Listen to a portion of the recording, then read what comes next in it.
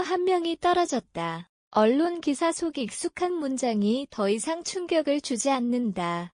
건설 현장에서 물류 창고에서 공장에서 매일같이 사람이 죽거나 다친다. 통계청 자료에 따르면 2024년 한 해에만 산업재해로 사망한 노동자는 800명에 육박했다. 하루 평균 2명이 일터로 나갔다가 집으로 돌아오지 못했다. 그러나 더 큰 문제는 그 숫자보다 익숙함이다. 사회는 이 죽음을 더 이상 비극으로 인식하지 않는다. 안타깝지만 어쩔 수 없다는 체념이 제도와 현장 곳곳에 스며 있다. 우리는 왜 이렇게 반복되는 죽음 앞에서 무감각해졌을까? 그것은 산업재해를 사고로 보는 시선 때문이다. 사고란 불가피한 우연처럼 들리지만 이 죽음들은 사실상 예견된 결과다. 사진, 중대재해처벌법 관련 이미지 챗 GPT 생성, 산업재해의 근본 원인은 현장보다 시스템에 있다. 한국의 산업구조는 여전히 하청의 하청으로 이어지는 다단계 구조에 의존한다. 위험한 일은 대부분 외주업체의 몫이며 이들은 낮은 단가에 시달리며 안전비용을 줄인다. 그 결과는 참혹하다. 2018년 태안 화력발전소에서 숨진 김용균 씨의 죽음이 대표적이다. 위험한 업무는 외주화됐고 교육도 장비도 부족했다.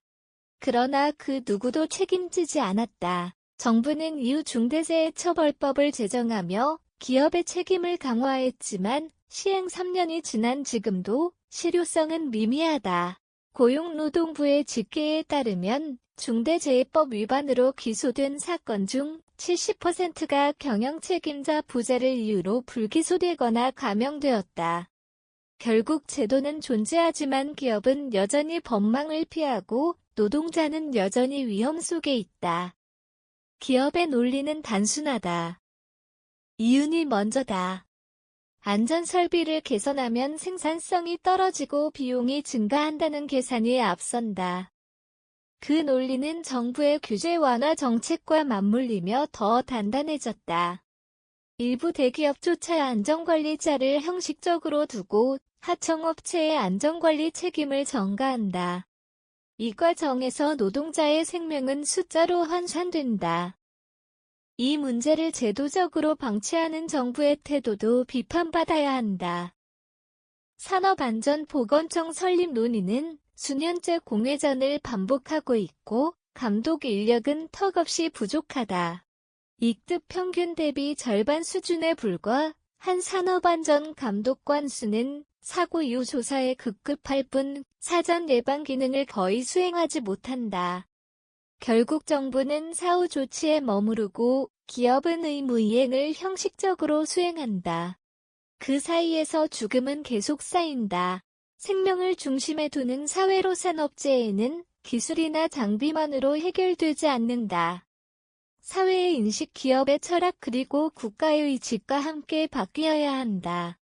먼저 안전은 비용이 아니라 생명이라는 사회적 합의가 필요하다. 이를 위해 정부는 산업안전감독을 독립기관화하고 기업의 책임을 명확히 규정해야 한다. 또한 원청의 책임을 강화하여 위험의 외주화를 제도적으로 차단해야 한다. 교육과 문화도 중요하다. 노동자 스스로 안전을 지킬 권리를 인식할 수 있도록 교육을 강화하고 신고, 보호 제도를 촘촘히 마련해야 한다. 언론 역시 단신 보도에 그치지 않고 구조적 문제를 지속적으로 감시해야 한다. 이제는 산업재해를 개인의 실수로 덮는 시대를 끝내야 한다. 현장에서 죽음을 피하지 못한 노동자들이 우리 사회의 그림자라면 그 그림자를 지우는 책임은 모두에게 있다. 누가 멈출 것인가? 결국 우리 모두가 멈춰야 한다. 산업재해는 한 사람의 불운이 아니라 사회 전체의 책임이다. 구조를 바꾸지 않는 한 또 다른 김용균은 계속 생긴다. 일하다 죽지 않을 권리 대신 그것은 복지가 아니라 최소한의 인간 존엄이다.